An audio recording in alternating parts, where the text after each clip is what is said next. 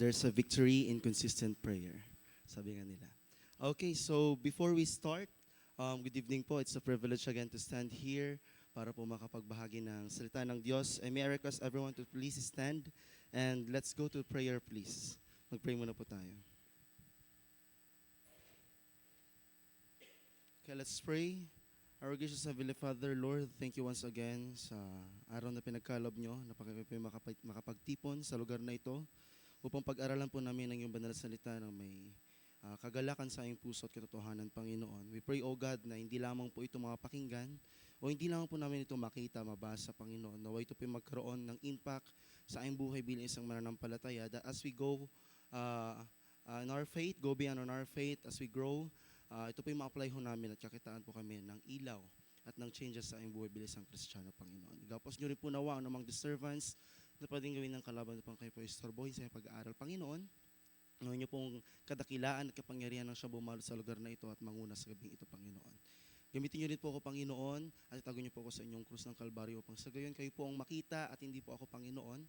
We know that you can mightily use every person whom you are called, Panginoon, at kayo po nawa ang bumasbas at manguna sa akin, Panginoon. Salamat po sa pagkakataong makapanalangin. Ito lang po ang ay pinapanalangin sa pangalan ni Jesus. Amen. Okay, pwede na po tayong maupo. Okay. So, ang pong ibabahagi sa inyo ngayon ay, ito, naawit na namin to sa choir. Naawit namin to sa choir. And I'm inspired about this song, that this song has a hidden and deep message for each one of us. Meron po itong mensahe na gusto niyang iparating sa atin na hindi lang dapat natin inaawit. Minsan may mga awit po tayo dito sa church na alam natin yung lyrics pero hindi natin alam ang mensahe. Inaawit lang po natin. So the title of my message this evening is called to make a difference. We are called to make a difference. Hindi tayo tinawag lang to be saved, not just to serve, but to make a difference.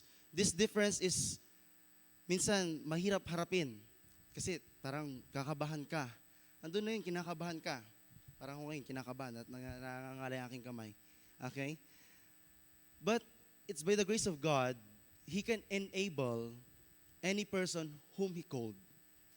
Pwede niyang gamitin yung mga taong tinawag niya at papaganahin niya yung mga taong tinatawag niya. So pag tinawag tayo ng Diyos na gumawa ng kaibahan sa mundong ito, marami tayong verses na napapaloob sa pagkakaiba. Kasi binanggit nga ni Pastor last Sunday, we are called to be separatists. That is one of our distinctives as a Christian, as a Bible-believing Christian, as a Baptist, that we are separatist. Hindi po tayo nakikipag-ayon sa mundong ito. Tayo po ay naiiba ang daan, tayo po ay naiiba ang practice, tayo po ay naiiba ang paniniwala. Na ang paniniwala naman po natin ay na kay Jesus, na ating Panginoon at tagapagligtas. Nung niligtas niya ho tayo, nabigyan ho tayo ng karapatan na maintindihan ng Biblia. Unbeliever cannot interpret the Bible. They cannot understand the Scripture.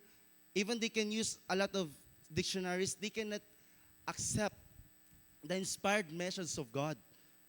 But in our life, nung tayo po'y naging believer, tayo po'y tumanggap, nagkaroon tayo ng karapatan at ng blessings na maintindihan yung salita ng Diyos. Kaya hindi po ako naniniwala kahit isa po sa atin dito ngayon, basahin po natin ng isang book sa gabing ito ngayon. Hindi po ako naniniwala na wala po kayo makukuha o maiintindihang message. Dahil kung wala, the Spirit is not filling us the knowledge of God. Hindi natin naiintindihan kasi hindi tayo ni-inspire. Baka tayo pa din yung nakaupo sa trono ng ating buhay. Okay? So we are called to make a difference. Okay? Ito, paano ba ito? Saan? Ayan. Ayun. Called to make a difference. Let's have our Bible. Please open our Bible in Matthew chapter 5, verse 13 to 16. Yan, dapat mayroon po tayong mga Biblia, mga kapatid. Ayan, Matthew chapter 5. Sabi niya po dito, sa Matthew chapter 5, ito po yung si Jesus ay nagsisermon sa bundok. No? Kinakausap niya po yung kanyang mga disciples. Sabi niya po sa Matthew chapter 5, verse 13, to 16, I think nilagay ko dyan. Wala ba? Ay, ito pala. Ayun. Sabi niya, sabay-sabay po nating basahin. Ye are the salt of the earth, but if the salt have lost his savor, wherewith shall it be salted? It is henceforth good for nothing, but to be cast out and to be trodden under foot of men. Ye are the light of the world. A city that is set on a hill cannot be hid. Neither do men light a candle and put it under a bushel, but on a candlestick, and it giveth light unto all that are in the house. Let your light so shine before men, that they may see your good works and glorify your Father which is in heaven. We Christians distinctively called by God called to make a difference. We're not just passing by here in this world doing nothing. We have a task to accomplish. Meron po tayong tatapusing task. Itong text na ito po yung si Jesus Christ po ay nasa Mount, where He teaches His disciples about their role in the world as His followers. This passage comes after Beatitudes of Jesus, where describes the characteristics of those who belong to Kingdom of God. He is describing those people who are belong to Kingdom of God, that they should be, sila po dapat ay maging asin at ilaw ng mundong ito. After highlighting these qualities, Jesus uses two powerful metaphors, which is the salt and light, to illustrate the impact of His disciples should have on the world. Dapat tayo pong mga Kristiyano, may impact tayo. Ano ba yung impact natin? I cannot mention the term kasi hindi siya magandang pakinggan. Pero, mga kapatid, tayo po'y tinawag na asin. Budgeted Pangasinan. Historical speaking, we are in Pangasinan. A big production of salt. Pero matabang ka. Matabang tayong Kristiyano. Wala tayong lasa. Hindi tayo makita ng asin. Okay? Yung iba sa atin dito, high class na asin, iodized salt. Mahal. Pero pag nawala na yung lasa ng asin, ano sabi sa verse? It will be trodden under feet. Apak-apakan na lang, itatapon na lang.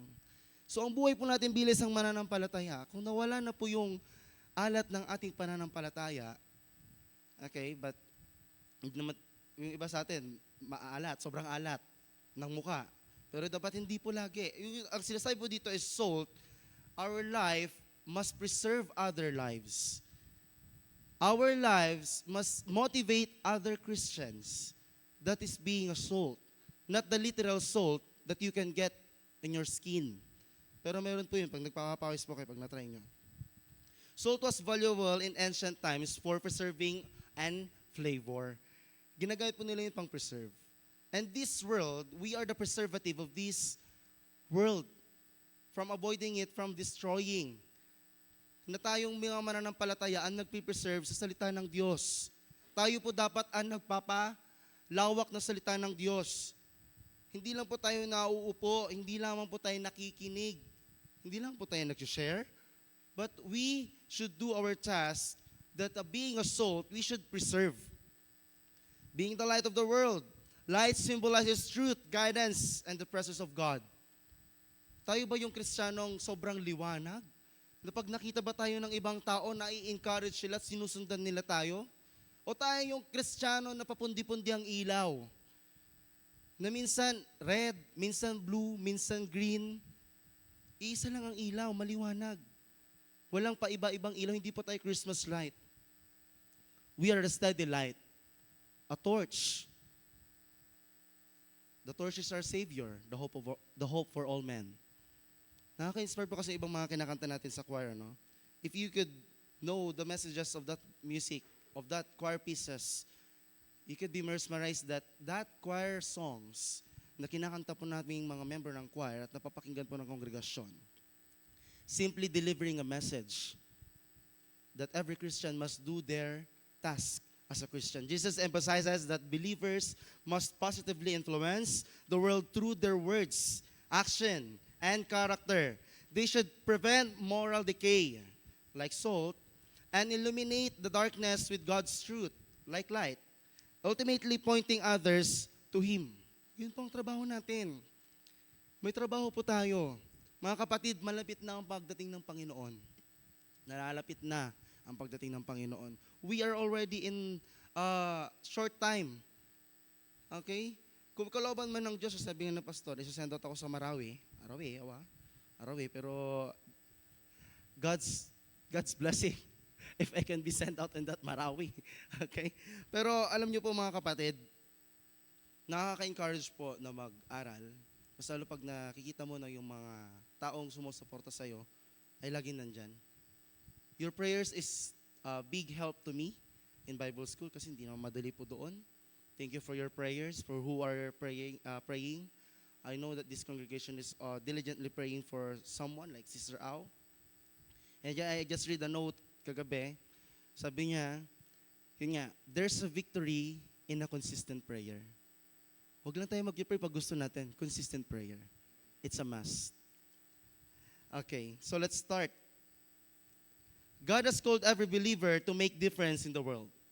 Are we making difference? Are we showing difference to other? Nagpapakita ba tayo ng pagkakaiba o talagang parang parehas lang tayo sa ibang tao na nakikita na sa mundong ito na parang padaan-daan lang? Uy, Kristiyano siya. Kristiyano yan. Hindi Kristiyano siya, nakikita ko siya eh. Uy, yung ganyang pag-uugali, Kristiyano yan. Nakakakitaan ba tayo mga kapatid ng pagkakaiba pag tayo nasa labas? Ang pinakamahirap at daling challenge sa isang mananampalataya kung totoong makikita mo siyang totoong mananampalataya pag lumabas na siya sa iglesyang ito. Kasi dito, we are all same. We are believing in one God that existing in three persona. We have our Savior and Lord Jesus Christ in our heart. Pero as we go out here in this space of this church, are we still having that one mindset and one mind and one heart? Do we still instill on our mind na Kristiyano ako, dapat iba ako, separatist. Sabi nga, separate. Hindi tayo sumasama o nakikipag-ayon sa interdenomination, mahaba. Basta yung makikipag-ayon sa mundong ito. Hindi tayo nakikiayon, mga kapatid. In Matthew 5:13 to 16, Jesus uses two powerful metaphors, okay, salt and light, to describe our role in the world. Today, we will explore what it means. Ano ba yung ibig sabihin ng salt and light? Bakit kaya kailangan natin maging salt and light? Number 1. Okay, tama. Ayan, salt. Number 1, salt, preserving and influencing the world. Are we preserving and influencing the world or the world influences us? Tayo ba ang nakakapag-influensya sa mundo o tayo ang ini-influensya ng mundo? Mahirap, pero dapat kakayanin natin. Because we can do all things through Christ, who is strengtheneth us. Andiyan ang ating Panginoong Yesus na nagbibigay sa atin ng lakas para hindi natin makalimutan na hindi tayo talo sa laban pagkasama natin ng Diyos. Amen? Huwag nating itanggalin sa puso at isip natin na kakayanin natin lahat. Hindi natin kaya ang buhay, mga kapatid. Kung independent ka sa buhay na ito, baka dito lang yan. Okay? Last week before I decided to online this week, may conference doon. Ang daming message, but iisang mensahe. To sow the precious seed. Tayo, meron ba tayong precious seed? Since we are the salt and the light of this world, yung Word of God po yung precious seed. Yung tayo po yung mga umahawak ng precious seed na yun, so dapat ang buhay po natin ay precious. Because we are preserving and influencing the world. Okay, ayaw matanggal. Ano ba to? Sabi niya nga po sa Matthew 5:13, ye are the salt of the earth. Hindi po literal. Okay? Kaya po nagkakaroon ng mga cults kasi nililiteral nilang ibang text. Ye are the salt of the earth, but if the salt have lost his savor, wherewith shall it be salted? Makakapagpaalat pa ba yung asin na wala ng alat? Bilang isang Kristiyano, makakapagkaroon ba tayo o makakapagbigay ba tayo ng impact na pagkakaiba sa mundong ito kung wala na tayong alat na taglay sa pananampalataya? We cannot um, encourage one another if we are not a good motivator. Our greatest motivation is Jesus Christ, not your crush, not your treasures in life, not your achievements that you want to achieve, but only Jesus Christ. He created us for something. He created us for good. He saved us for something that is big on our life, which is to do the Great Commission. Go ye therefore and teach all nation.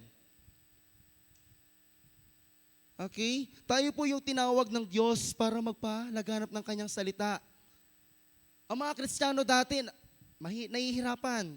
Ang mga disciples, ano nangyari sa kanila? Napatay, pinugutan ng ulo, nabaliw, pinersecute. Wala tayong makikitang disciples na madali ang buhay. Kaya tayo bilang isang Kristiyano, kung nahihirapan man tayo ngayon, bilang isang asin, part yan ng ating pagiging asin. Kung di ka nahihirapan sa Christian life mo, ask ourselves, pray for God, pray for the Lord, na bakit parang walang challenge. Baka hindi ka naman ginagamit. Or baka naman may something na naghihinder sa atin, ba't hindi tayo maging asin sa mundong ito? Salt was valuable commodity in the biblical times, used for preservation and flavor.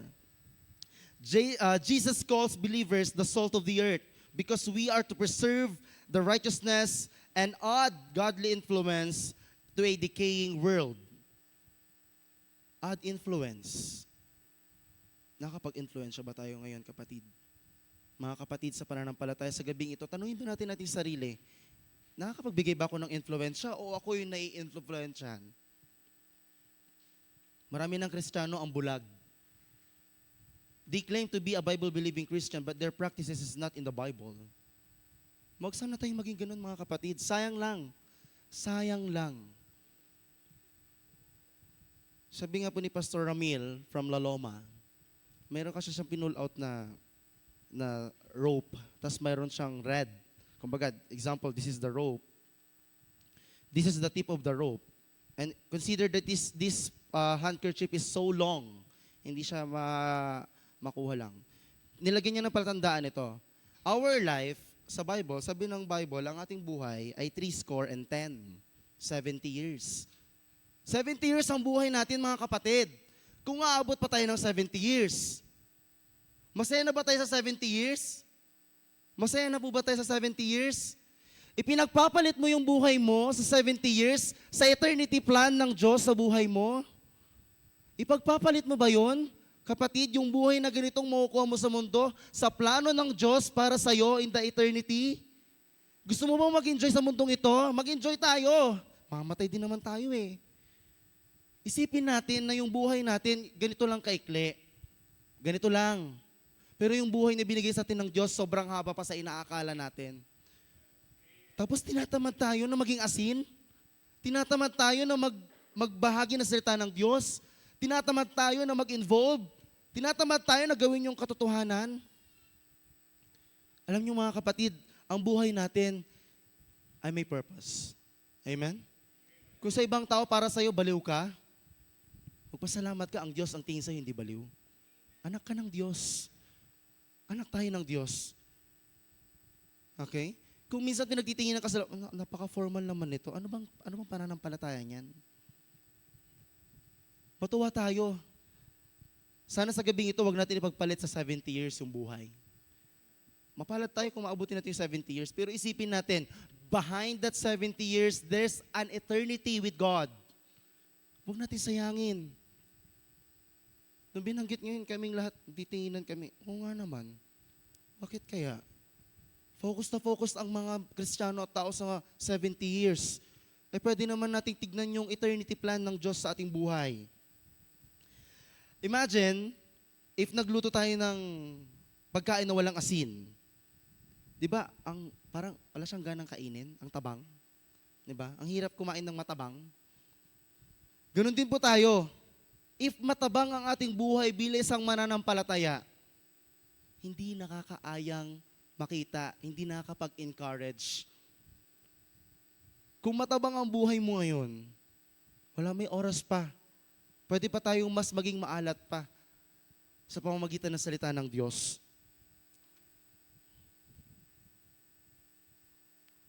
Letter A, preserve godly values. Speak out against sin and stand firm in truth. Buksan ko lang sa Timothy. Okay.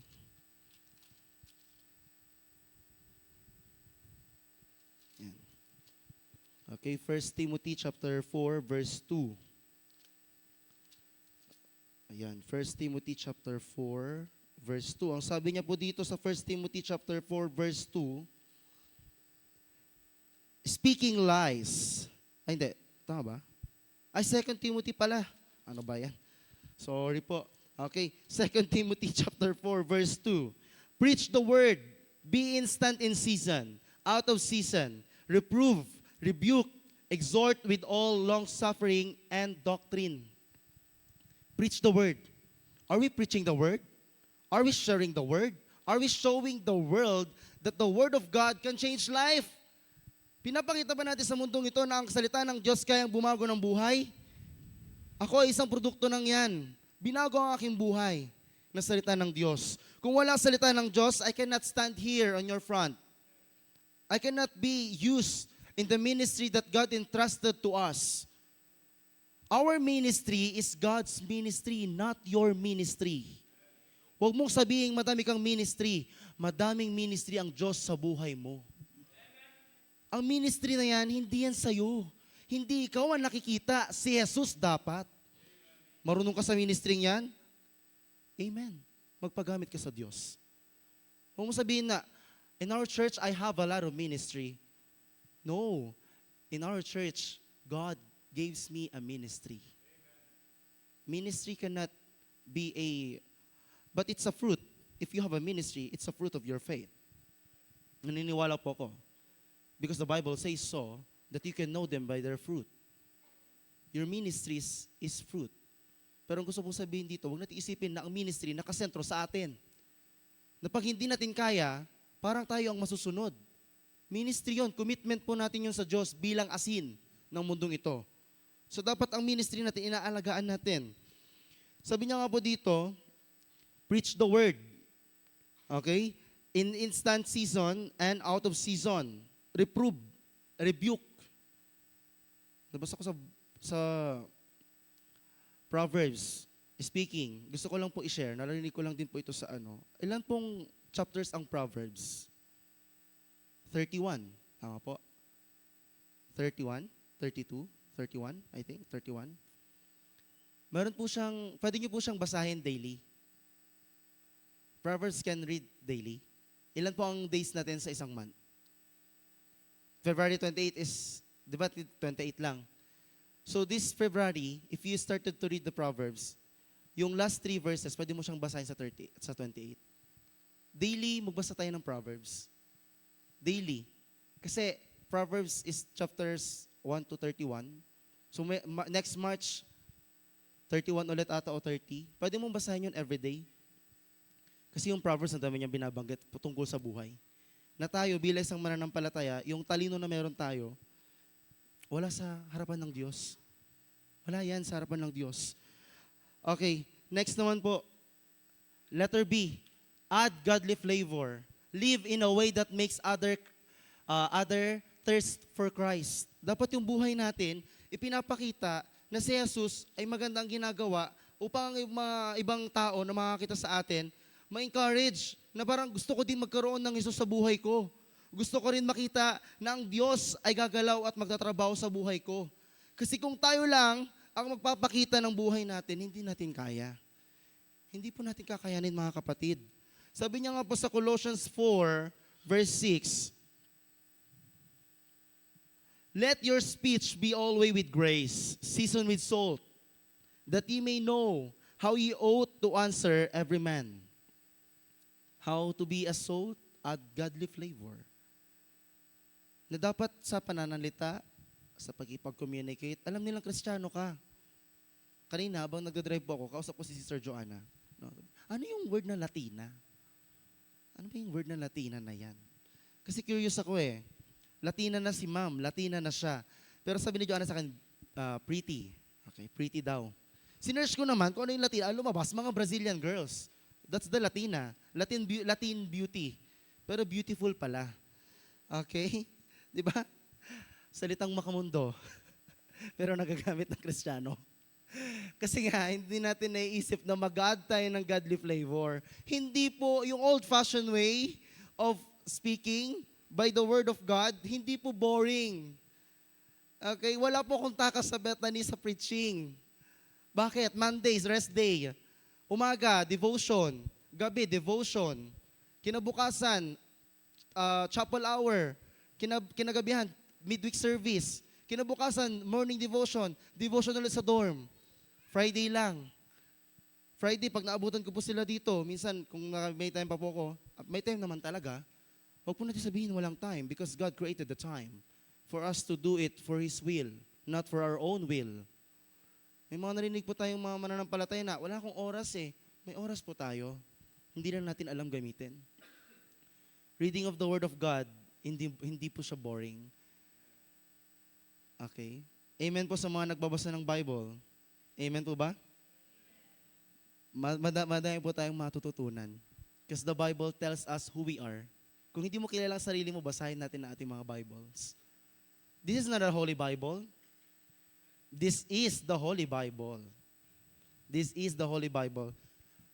Mayroon po kong app na Bible, hindi pa rin Holy Bible. This has a lot of distraction. Sabi ko kay Pastor kayo, ipiprint ko yung preaching ko, hindi ko na-print. Nandito eh. In airplane mode ko na lang para walang lumabas na ads. Kasi yung ads na yan, iwawala niya eh. Tapos pag nag-chat yung ating mga parcel, alert na alert tayo. Pero pag tinawag tayo ng Diyos, tulog na tulog. Amen? Huwag tayo magtulog-tulugan. Tinatawag tayo ng Diyos para maging asin. Hindi literal na maalat, na pag ginanon namin yung skin mo, maalat ka talaga. Pero yung buhay mo, kakakitaan ng salita ng Diyos. Hindi ho yung buhay lang natin na sinasabuhay lang natin ng buhay. Okay? That's the first one. The second one is being a light. Pero before po tayo mag-move dyan, sabi niya po doon, evaluate areas your influence could make a difference in your family and in your community. Yung buhay po natin, pwede pong makapag-influence yan sa community natin at sa family. So the first one, being the salt, influencing the world, being a salt. The second one is being a light, shining in darkness. Okay? Sabi niya po sa Matthew chapter 5, verse 14 and 15. Okay? Ilagay ko po ata. Ayan. Ye are the light of the world. A city that is set on a hill cannot be hid. Neither do men light a candle and put it under a bushel, but on a candlestick, and give it light unto all that are in the house. Yung ating buhay po, bilis ang mananampalataya, dapat ilaw. Maliwanag ba siya? Di ba ang signage ng McDo, kahit malayo nakikita natin? Tama? Tayo ba? Malayo na tayo sa church, nakikita pa ba yung pagkakristyano natin? Malayo ka ba kay pastor, nakikita pa ba yung pagkakristyano natin? Ako, na nasa Makati, nakikita pa ba yung pagkakristyano natin?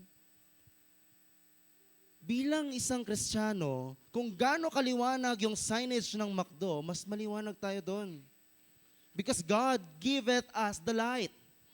And He is the light who changes and lighten our life. Kasi may mga dark spaces tayo sa ating buhay. Nakita na natin, McDo na yan malapit na. Ganon din tayo bilang isang Kristiyano. Si brother, ano yan eh? Kilala ko yan, umati sa Lighthouse yan, nagba-Bible study. Pero nakita ko siya sa bar nung isang araw. Oh, wag naman to tayo mag-assure, baka naman nagbigay lang ng tracts, di ba? Sa bar? Sa bar nagbigay ng tracts?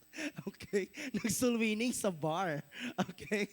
Pero, nakita ko si brother nagdadrive ng motor. May hawak na maliit na torch sa kamay. Naninigarilyo. Ay, hindi baka pinabili lang sa kanya, nasindihan lang. Pero this is the thing. Bilang isang mananampalataya, maging ilaw tayo sa mundong ito, hindi maging dilim. Amen? Madilim na nga ang mundong ito, madilim pa tayo. Kung madilim man ang kulay mo, parang ako, maging ilaw tayo sa ibang tao. Na yung buhay natin, wow, it's a blessing, bro. We are in the Lighthouse Bible Baptist Church. We are lighthouse. Okay? Kinakanta natin yung We Preach Christ pero hindi tayo nagsosoul winning. Paano yun? Contradicting po yun. We preach Christ to the only one who has the strength to save. The message we, pero hindi ka lumalabas para magbigay ng salita ng Diyos. Very contradicting. Pero alam niyo po, ang church, madami pong parte ng katawan. Amen? May ginagamit para magbalaganap ng salita ng Diyos. May ginagamit para umayos ng gawain na sa loob ng iglesia ng Diyos. May gumagawa at ginagamit para magplano sa mga activity para mabidagdagan ng umaatin sa church. Lahat po tayo ginagamit in different aspects. Kaya kung soul winner ka ng iglesyang ito, blessed at thank you po sa buhay nyo. Kasi na-save lang din po ako dahil sa soul winning ministry ng iglesyang ito. Hindi po ako na-save dahil naki-gender reveal. Nakikain ng sisig, nakikain ng pagkain noon. Pero na-save po ako dahil sa soul winning ministry ng iglesyang ito. Light represents the truth of God shining through us. As the light of the world, we reflect Christ's love and truth, guiding others out of spiritual darkness. A hidden light is ineffective. Just a Christian who blends with the world fails in their mission. Our mission is to be a light, not an hidden light. Example, I'm holding a bulb, a rechargeable bulb, at itinaas ko siya. Di ba makikita po siya? Amen? Pag binulsa ko siya, malamang hindi nyo na makikita, of course, di ba? Pag binulsa ko siya, makikita pa rin ba? Yung ibang Kristiyano, hindi nakaganyan yung ilaw. Nakaganon, no? Nakatago. Paano siya mag-function? Paano po tayo magli-lead ng mga nawawalang kaluluwa sa church natin kung yung ilaw natin, hindi natin pinapakita? Gaya nga po ng parola, a lighthouse guides sheep safely through dangerous waters. In the same way, believers shine in the light of Christ, pointing others to safety of salvation. Yung parola dyan sa Bulinaw po ba yun? Yung may parola? Yung may lighthouse? Yung, parola po ba? Yung Tagalog nun? Parola. Okay, sige. Yun, ginaguide niya po yung mga sheep para makita nila na malapit na sila sa pangpang. Ganon din po tayo bilis ang mananampalataya. Ginaguide po natin yung mga ligaw na kaluluwa na malapit na silang punta kay Jesus Christ. Na tayo po ay gagamitin ng Diyos para po sila ay mabahagian. Ngayon, kung papundi-pundi yung ilaw natin bilis ang mananampalataya, hindi tayo magagamit para madala dito yung mga nawawalang kaluluwa sa mundo. Hindi tayo magiging effective bilang isang ilaw. Bilang isang ilaw, dapat maliwanag po ang ating buhay. Ay, ano ba yan? Letter A, be visible. Let your life clearly reflect Christ. Sabi niya po sa Philippians, okay, Philippians 2:15. Kung meron po kayong mga Bible, mga kapatid, buksan po natin para hindi lang po ako nagbubukas. That ye may be blameless and harmless, the sons of God, without rebuke, in the midst of crooked and perverse nation, among whom ye shine as lights of the world, or in the world. Sabi niyo to, Christians as light. Are we a light? Or a Christmas light? Parehas na light yun. Pero yung isa, papundi-pundi. Dapat steady po yung ilaw natin. At maliwanag po yung ilaw natin.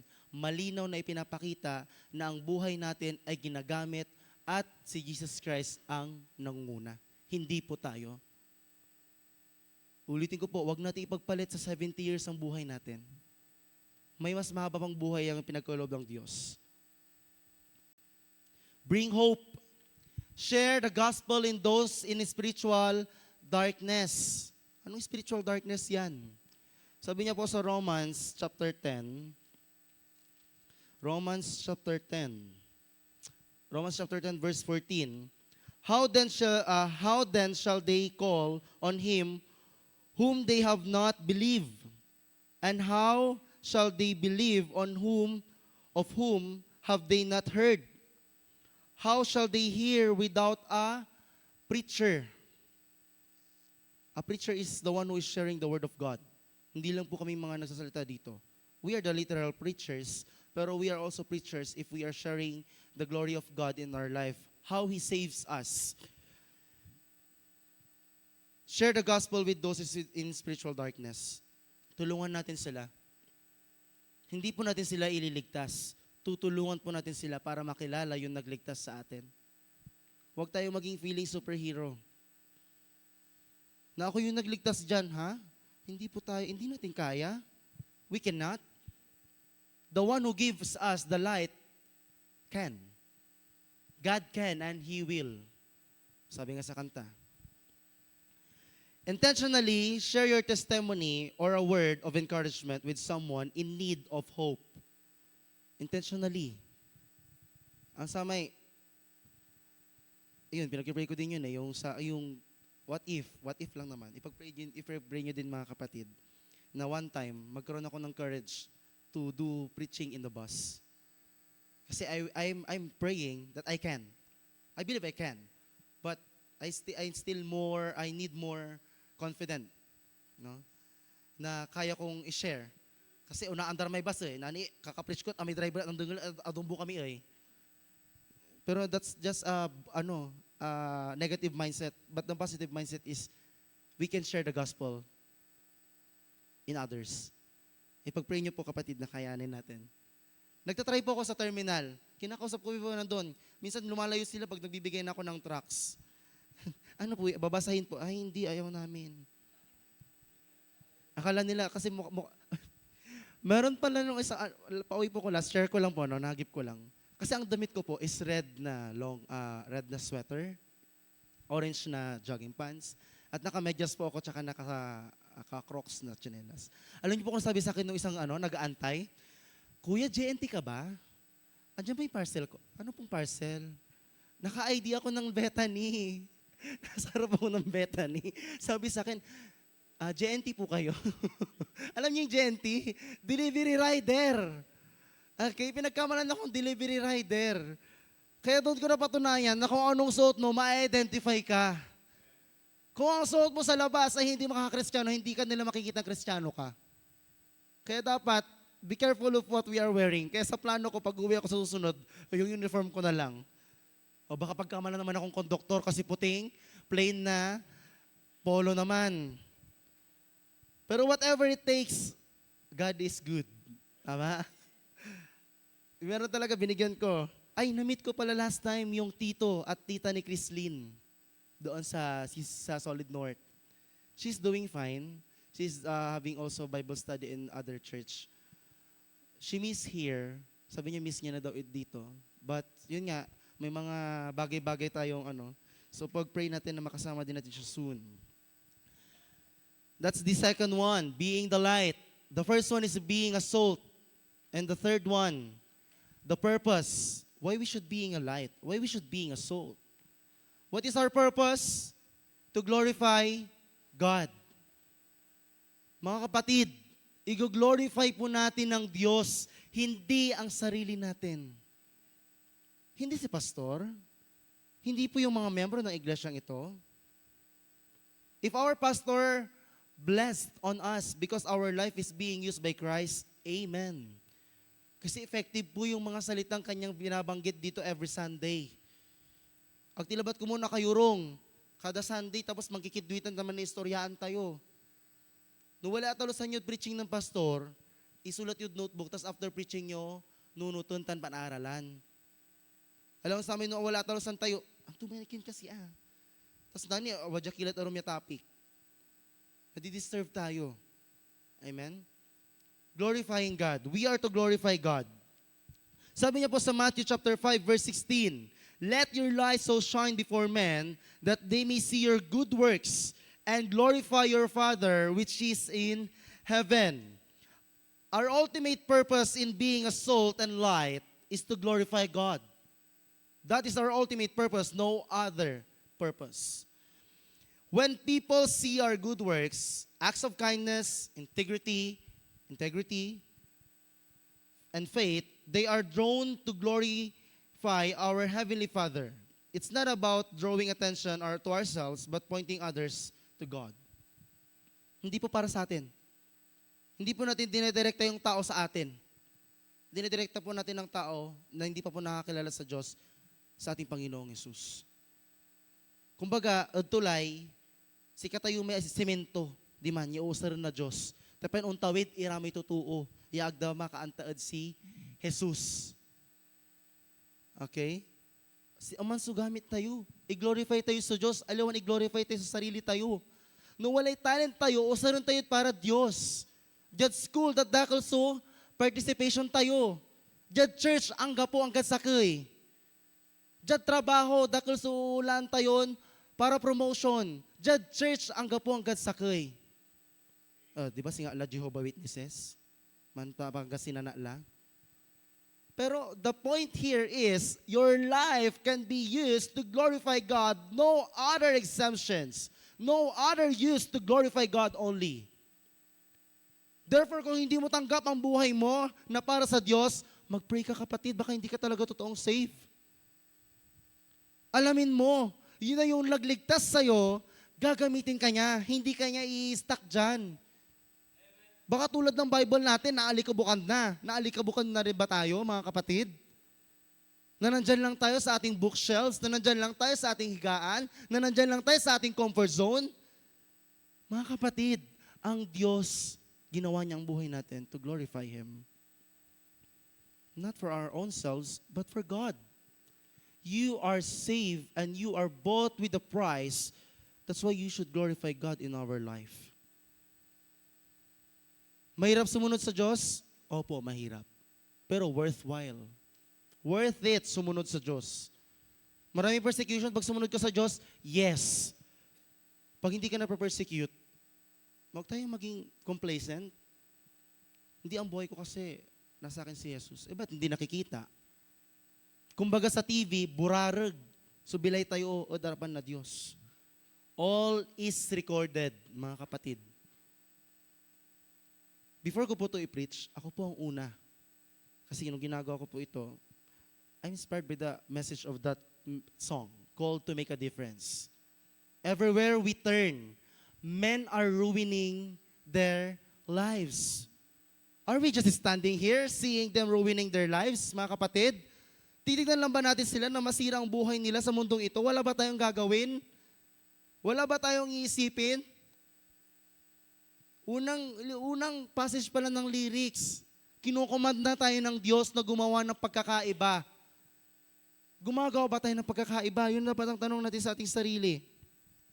A mirror reflects light from another source. Similarly, our lives are meant to reflect God's character and goodness, directing attention back to Him.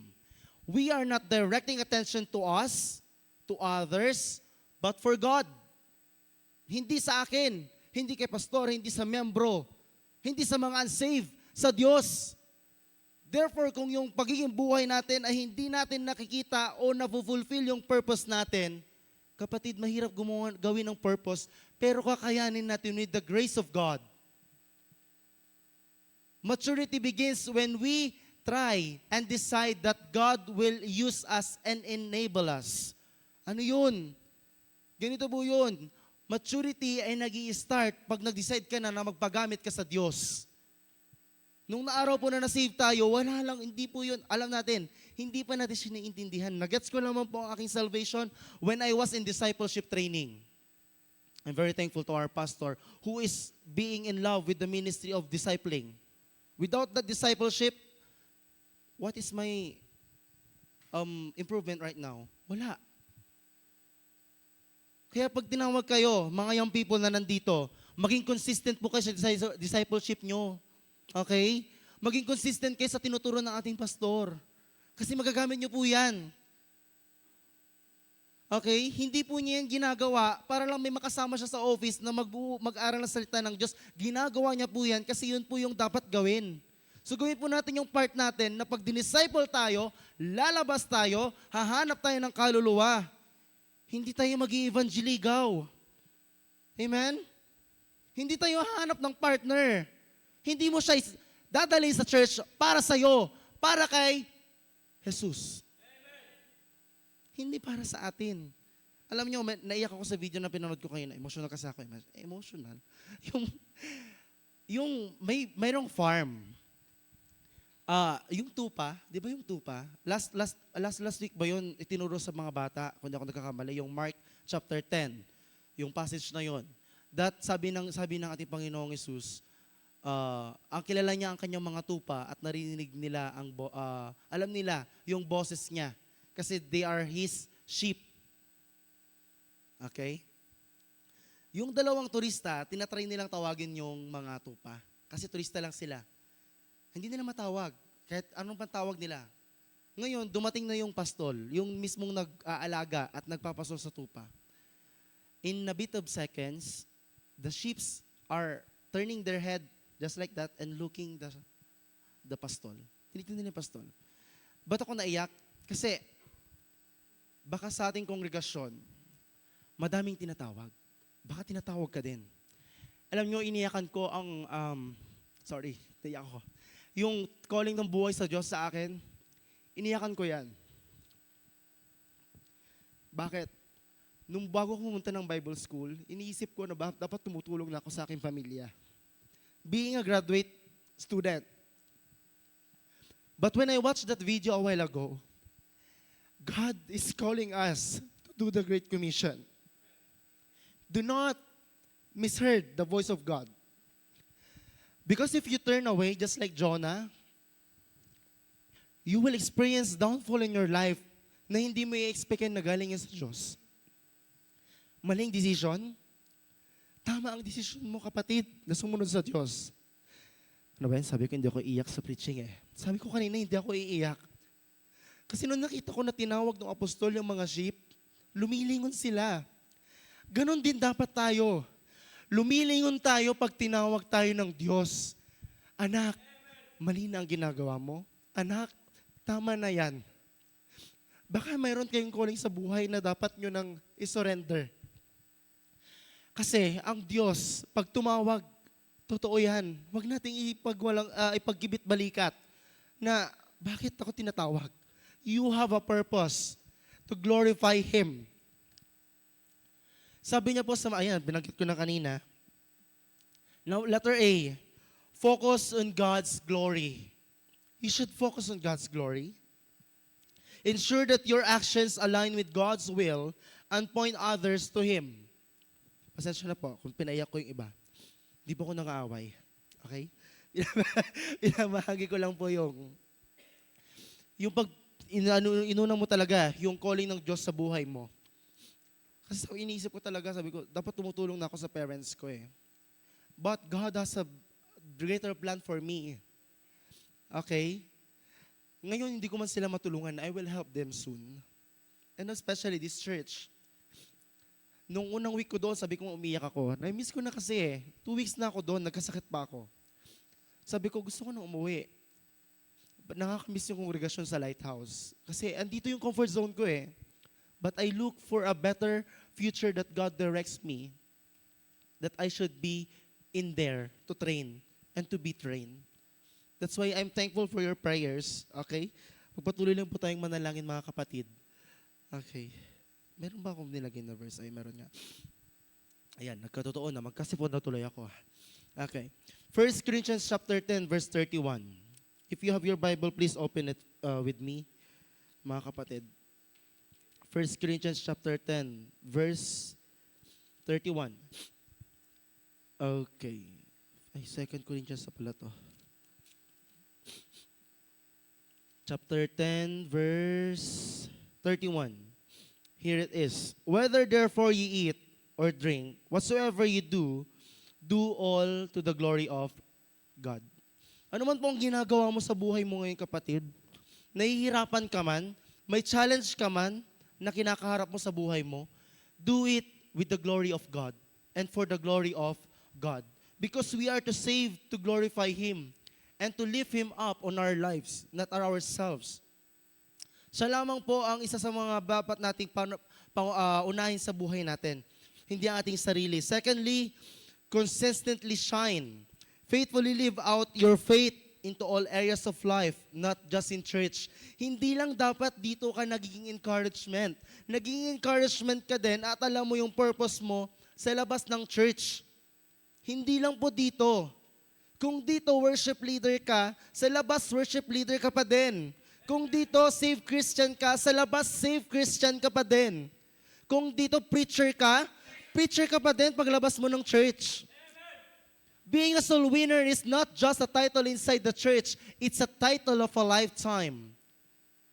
Lifetime po ang title na yan. Hindi lang po dito. Kasi kung dito lang tayo magpapakita na ang buhay natin ay ginagamit ng Diyos, we cannot make an expansion of this church. Yung inaasam po natin na mapuno ito, hindi mangyayari. Kung dito lang natin ginagawa yung mga bagay na dapat natin gawin sa labas. Amen? Ang purpose natin is we are to save and to go and to reach the souls. But there's one thing na na-realize ko at narinig ko din sa preachers na si Pastor Absalom doon sa Bible School kasi may mga pastor kami doon na kasama namin sa theology. Pastor na sila, pero they are studying theology. Sabi niya, it's good to pray, right? Tama po, okay po mag-pray.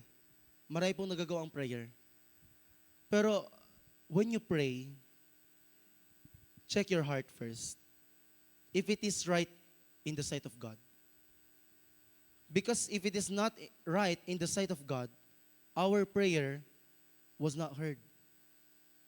Hindi yan maririnig. Kumbaga, ang batis, ang pinagmumulan niya ay malinis. Malinis din yung kalalabasan. Ganon din po dapat. Pag nag-pray ho tayo, linisin muna natin ating sarili. O nag-pray siya, naligo na muna siya bago mag-pray. Hindi naman po ganon. Literal naman po yun. Ang sinasabi po dito, puso natin. Pinag-pray natin yung isang bagay, ba't hindi pa nasasagot? Baka kasi mali yung puso natin, kapatid. It starts with the heart. We have the pumping heart and the thinking heart. This heart here resides our conscience and our soul. Here, not here. So if you think that your heart is just here, you're wrong. You have your heart here, your conscience and your soul. So pag sinabi mong, the heart of the problem is the problem of the heart.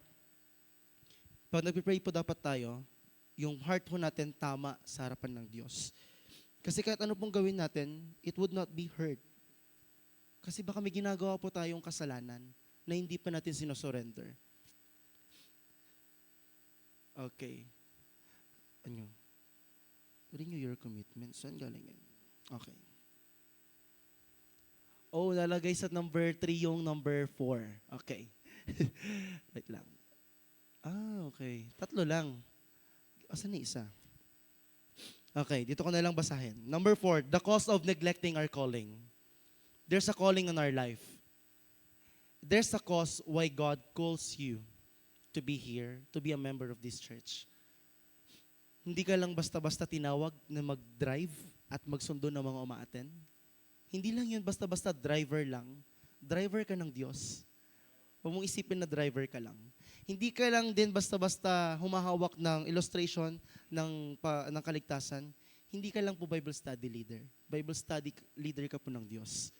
Lahat po ng ginagawa natin, it's for the glory of God.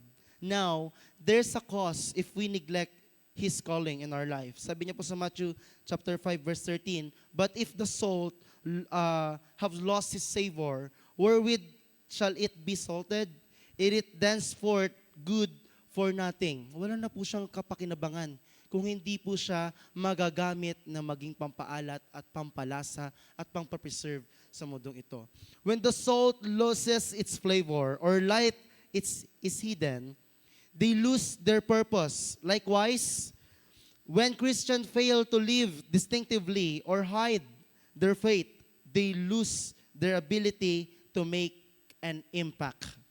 Pag hindi mo ipinapakita at gustong ipakita yung meron sa'yo na ibinigay ng Diyos, we will lose and we will neglect our mission. Our mission is to replenish and to saturate our community, na dapat iunahin natin yung community natin dito sa Tokok, na dapat dito madami na tayong na Bible study, but it's hard for us to share the salvation. Why? Because yung mga dating umattend dito at yung mga ibang umaattend dito, iba-iba ang ginagawa sa labas. Nakikita sila ng community natin and they are not being persuaded. Bakit? Kasi yung practices natin, it will affect our works. So kung yung cause natin ay hindi natin napapractice according to the Bible, no one will believe us. No one will trust in us. Di ba membro nyo si ganito? Lagi sinasabi ito ng ating pastor. Membro nyo si ganito? Di ba ganito siya? Umatin siya dati sa inyo? Ba't ganito na siya ngayon? Kaya kahit ilang beses mo silang paharapan ng Bible, bigyan ng tracts, kausapin about the love of Jesus, they are not believing. Kasi nga dahil sa practice natin, so we should be a good example of this area. Okay, letter A, which is naging letter C, renew your commitment. Seek God's to reignite your passion and making a difference. If nawawalan ka na ng gana na magawa ng kaibahan sa mundong ito o gumawa ng impact sa mundong ito, bumalik ka sa kung saan nanggaling yung pananampalataya mo.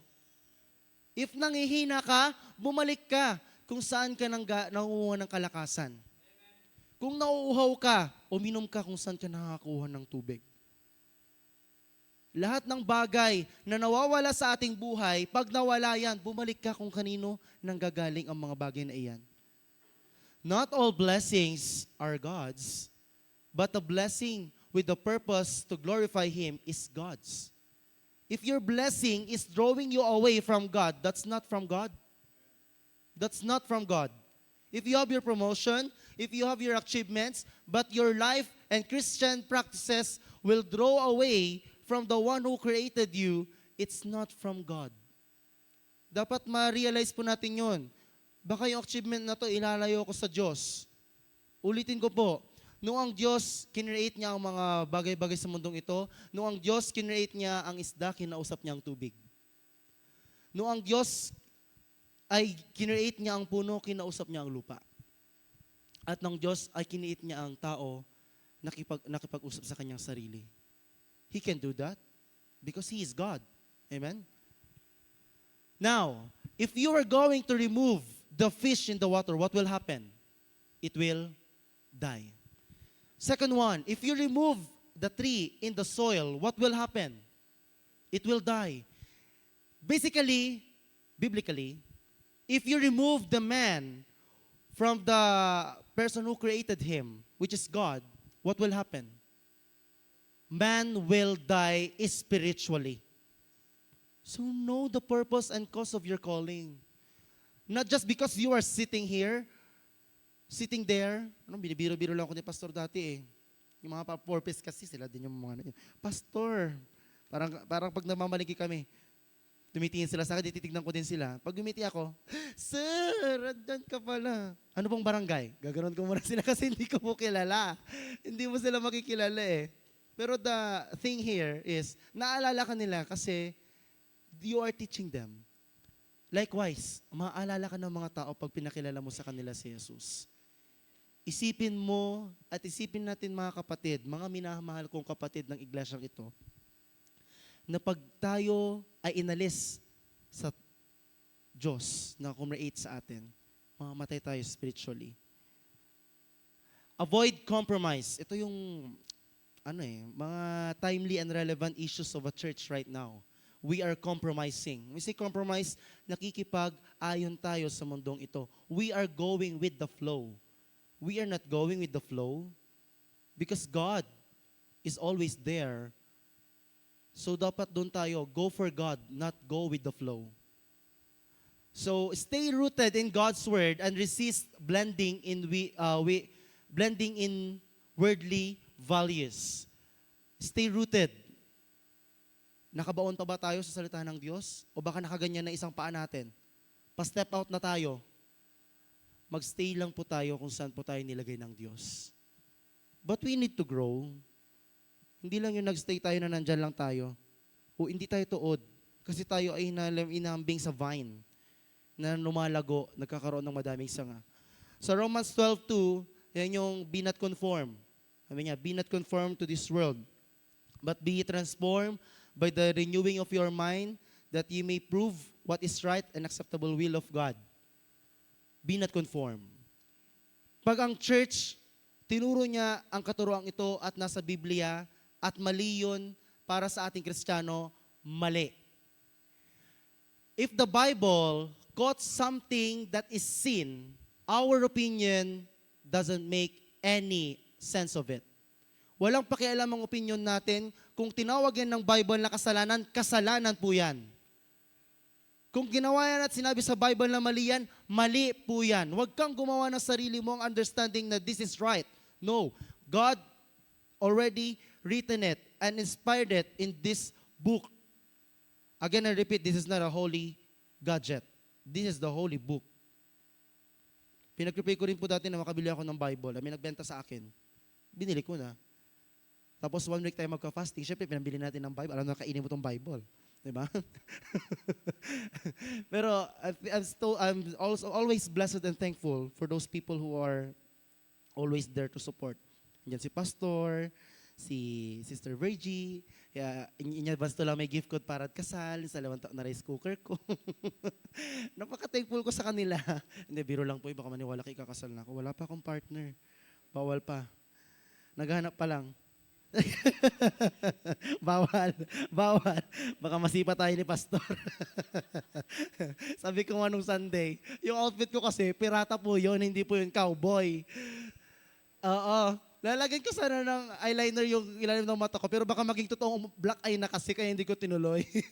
Baka black eye ako ni Pastor. Okay. So yun. The cause of neglecting our calling. We are in conclusion na. Ayan. Kasi wala rin makakasirit lang mo. Makakasirit kila. May katuluyan pa yan. Point number 6 at 7. Diba? Okay. God has called us to be salt and light in a world that desperately needs preservation, guidance, and hope. Ulitin po natin. Sabay-sabay po tayo magbasa. God has called us to be salt and light in a world that desperately needs preservation, guidance, and hope. Desperately needs preservation, guidance, and hope. By living distinctively and reflecting Christ, we will fulfill our purpose to glorify God and draw others to Him. Are you being a salt? Preserving godly values and influencing others? Are you being a light? Shining the truth and pointing others to God? Meron na pala. Ito. Closing scripture po natin. Isaiah chapter 60 verse 1. Arise, shine, for the light is come, and the glory of the Lord is risen upon thee. We are commanded by God to arise and shine. Therefore, bago pa matapos ang prayer meeting na ito sa gabing ito, we should realize that our calling is a higher call given by God. Being a salt, being a light, and having the purpose. And we should know the cause of our calling. Let us commit and making a difference for God's glory. At maraming salamat po.